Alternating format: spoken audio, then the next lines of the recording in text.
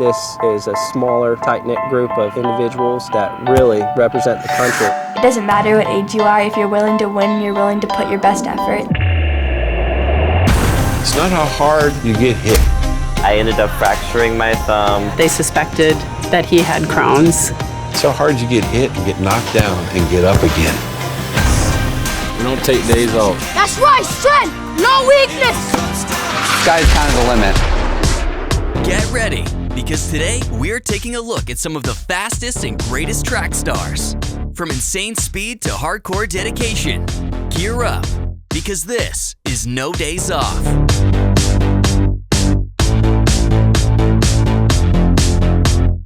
I want to be better than my dad. I want to show everybody how he was famous, I can be more famous. Wow, look, this is so great. We have the star of the Johnson family and Chad Johnson on the show with us.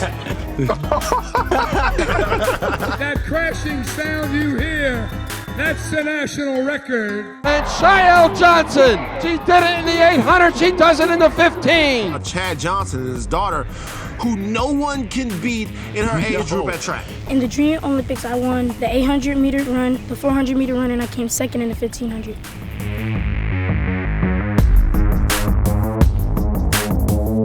Hi, my name is Shael Johnson, and I'm a track athlete.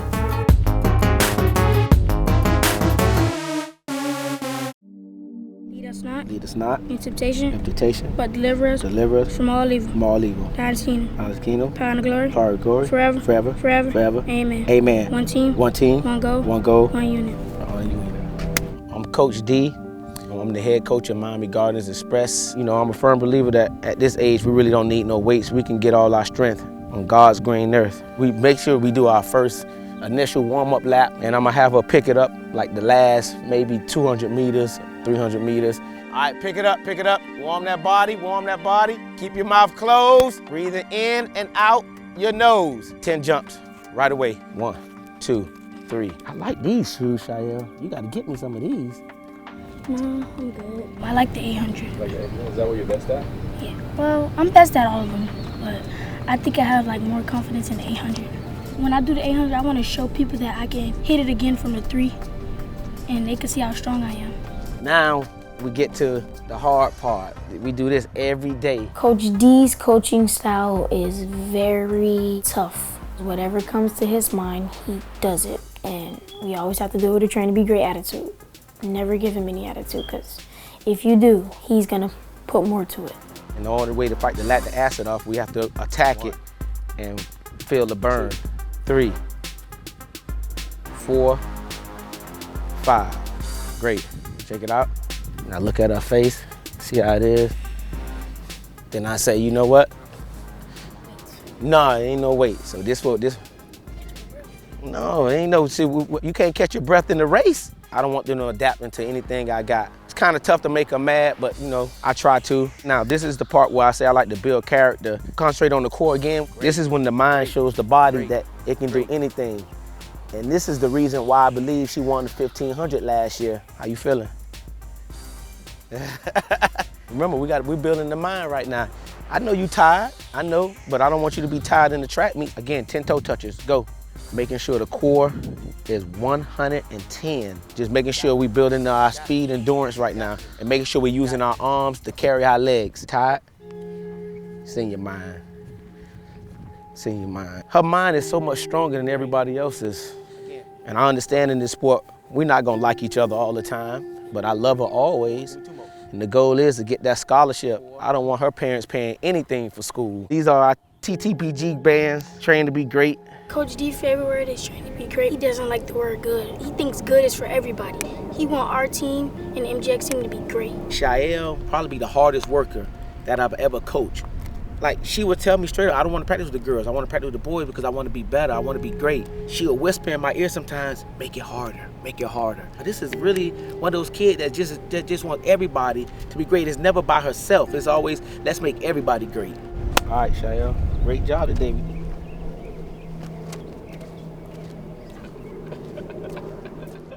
We saw Shael's drive on track practice. After the break, we'll see how she unwinds with her dad, NFL superstar Chad Johnson. Before the break, Shael went hard at practice. Now we see what she can learn from her professional athlete father about what it takes to become the best.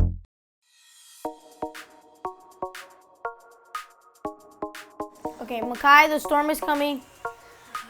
What I like about sports is it's a time where you can challenge and compete against other girls. I like playing this game because, like, I always want to be the first one, like in track too. I'm very competitive, like there's no second for me. Oh my God, Makai, I got a heavy for you. Her dad is definitely a big influence, definitely takes after him with being very competitive. I don't think she's as cocky as he is, but I probably see it coming soon. How's the season going? The season is fun. The season has went well and fun. School was fun. School is not supposed to be fun. I mean, yeah. Well, to me it is because I'm learning. I learned about math, science. Oh, you learned about math? What's 5 plus 5? 10. Hey, there we go. We got an academic scholar on our hands. My dad inspires me because he's an NFL star and everybody loves him. So he's inspired me to become like he was. So I would love to be like to what he do so everybody can love me like they love him. Go, let's go! Yeah, that's a goal, yeah, come on. No. I think playing sports it's in our blood. It's in our DNA. Shoot, you gotta get into action. Each year I'm proud of Shael improving, year to year. Setting new goals and achieving those goals each year. I love to see Shael in the Olympics. That'd be dope. Seeing little visions of you and your kids doing well in their respective crafts. That's really, really a dope feeling. Over the years, it's been pretty dope watching her become the track athlete that she has. It's been a fun journey. So watching her grow and become dominant, at her young age it's fascinating.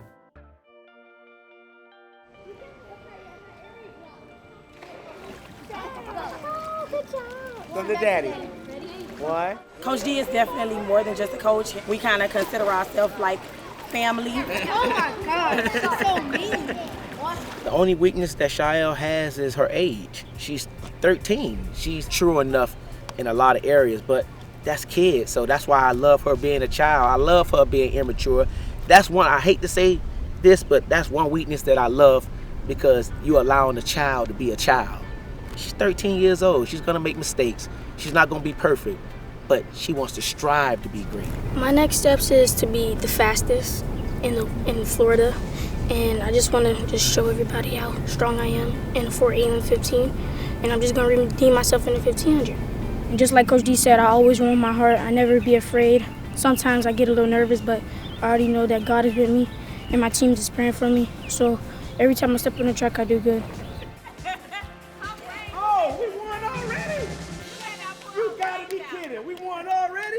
After an action-packed day with Shael, we head over to California to meet Paralympian Scout Bassett. We saw how 13-year-old Shael trained. Now let's check in with star track athlete and Paralympian for Team USA, Scout Bassett. This is one of my most prized possessions. It was given to me by Nike when I achieved the world record in the 400 meters. These are the first 2 medals that I won at the global level. I love that. I just didn't realize this. It says by appointment to Her Majesty the Queen. Scout Bassett next door for the USA.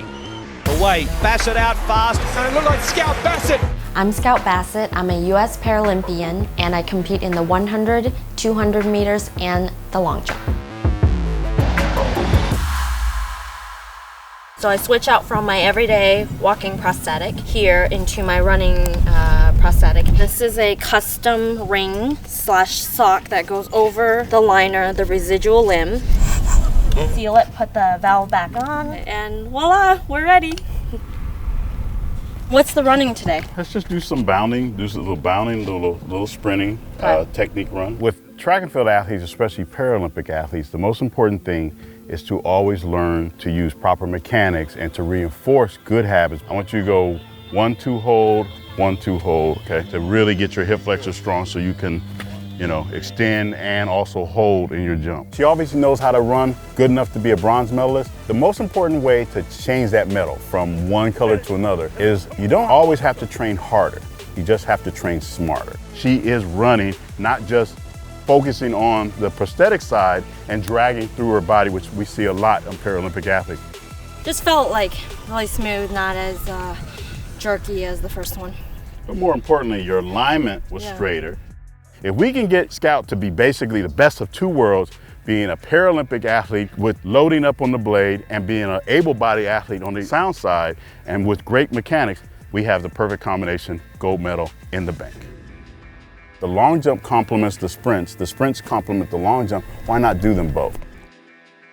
You want to make sure that your stride length is exactly the same. Then your takeoff is exactly the same in all your positions. The long jump, it's learning how to be patient, teaches a sprinter how to learn to navigate a race. If we can bring that sprint speed to the long jump, that makes her go far.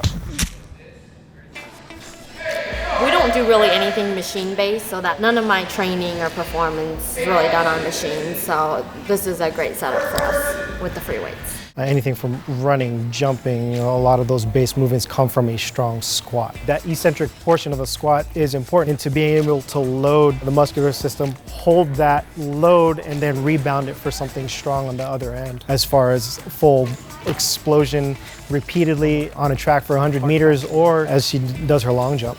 And if we can get those things tied together, then we can get a more powerful runner, a more powerful jumper. Hard, fast, powerful. I want you to think about your hip moving back like a rubber band.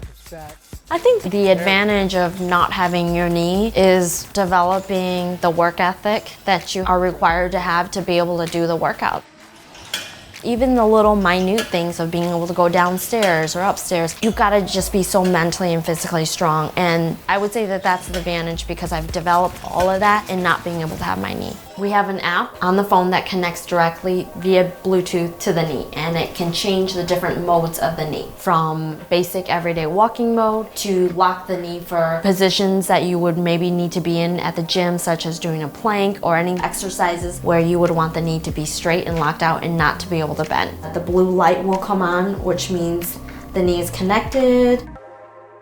My story begins in Nanjing, China, where as an infant I was burned in a fire. I was left on the streets of Nanjing and later found and placed in a government orphanage where I lived until I was 7 years old.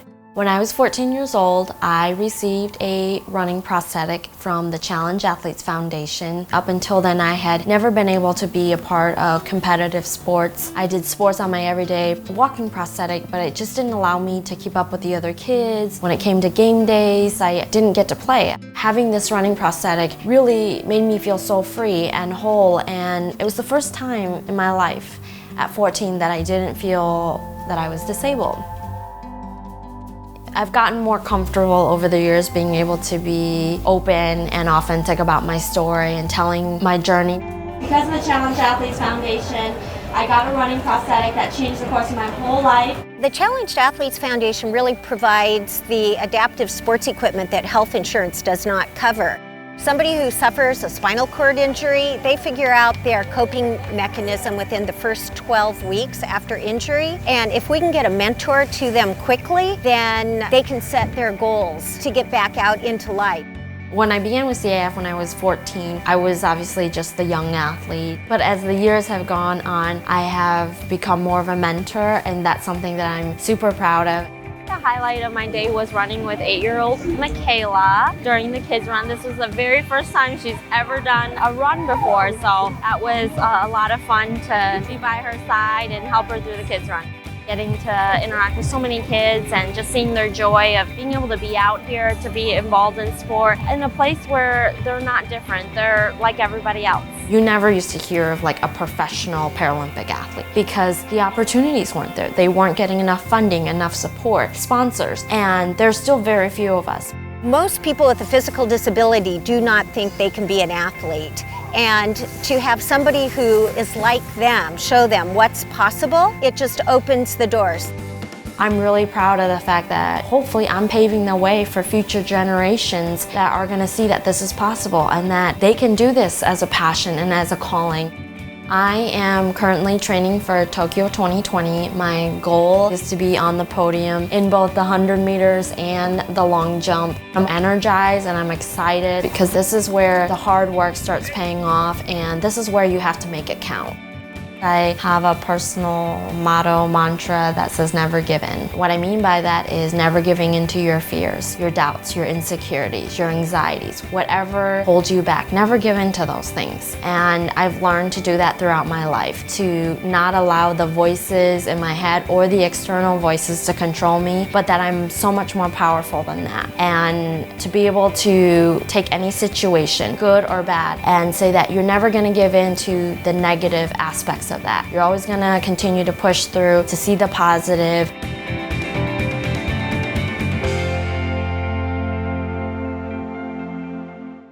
After an inspirational day with Scout Bassett, we head to Brooklyn, New York to see how future track star Jalen Edmonds trains. We've seen young star Shail and Paralympian Scout. Now let's see what 16-year-old Jalen Edmonds has got. First time I started running track, I pretty much say after I saw 2008 Beijing Olympics when I saw Usain Bolt run. I was so amazed by how fast their legs were moving and how fast they were moving and everything. I just knew that I could be like them someday. I was like 6, I think, and I pretty much knew that I wanted to run track.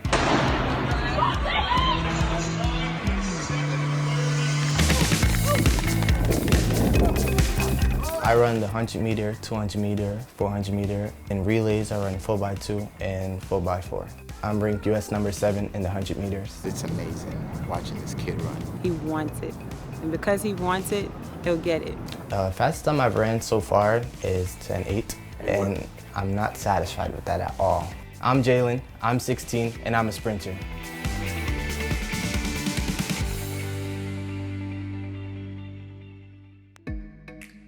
My dad was known for being very, very fast, and I feel like I picked that up from him especially. I was 7 years old when I started running against older kids and started beating them. And a lot of people started telling me, like, you have potential and you're gonna go far, and that's when I pretty much just like, I guess I am fast.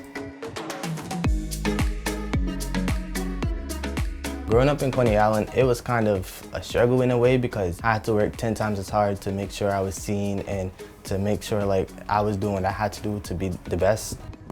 Traveling to school every day takes me about like an hour, but I know that going there is gonna make me that much better. I go to Paul Robeson, and it's known for being the best team in New York. We're number 1 in the state, and in the nation, we're number 3. I was a freshman in high school running against seniors. Sometimes I didn't win, sometimes I did win, and when I didn't win, I didn't take it as a loss, I just took it as a lesson, and I would just hope the next week to get them back, and eventually I did.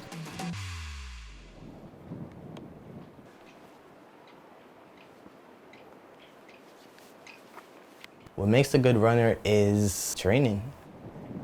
You can't expect to be the best if you don't do what it takes to be the best. I train Monday, Tuesday, Wednesday, Thursday. I don't train on Fridays. And I train for about 3 to 4 hours. Good. I have 2 coaches because I run for high school and I run for club. Both my coaches are Jamaican, so I guess like them having that experience, they kind of put it on us. Set. He does everything you ask him to do, he does over 100%. He's very eager. What's next, coach? So pretty much anything you ask this kid to do, not a problem, gets it done. Knowing that I have a chance of being the best, that gets me excited. Growing up around the beach my whole life is really good because I get to run on the sand, and especially in track, you get out the blocks before everybody else. And running with weights on the beach and with parachutes, it's helped me because that's what I need to like work on a little bit more is my starts. I'm explosive out the blocks, but I just need to be a little bit more explosive to get to that level where I want to be. This Bien says Musa, my nickname. Really, I got this last year at AAU Nationals because it means fast. It means the best of the best. What makes me so excited about running is a gold medal. Junior Worlds is short-term goal. Long-term goal is 2024 Paris, France Olympics. I want to be the first one from Brooklyn, Coney Island, to win the Olympics, the gold medal, 100 meter. 2024 looks like it's gonna be it. When people tell me I'm fast, it makes me feel like more confident, but I just don't rely on what they say. I always push harder because I want people to call me fast, but I also want to live up to that expectation of being fast, so I always have to keep working harder. When I'm running, I always pretend like I'm Usain Bolt because it gets me on my A game, and I just be like, what would he do? Just seeing him come out powerful, finishing strong, and his legs moving so fast in the great form he has, I just have tunnel vision to get to the finish line, and that's it.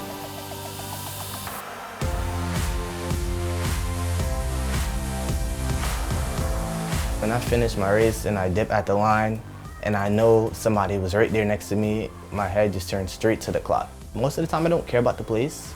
I just care about the time to see if I did better than I did last week. I do run for me, I run for my family, and I also run for my community. So I feel like they're gonna be very satisfied and very happy. I would definitely tell other kids, older than me and younger than me, that track is not just about running, even though it may seem that it's just about running, and it can take you farther than you think. We saw 3 incredible track athletes today. From their speed to their inspirational drives, these athletes have and will go far. Give them a follow and support their journey. Today was just one day down for these legends. They'll be back on the track tomorrow, because when you want to be the best, there are no days off.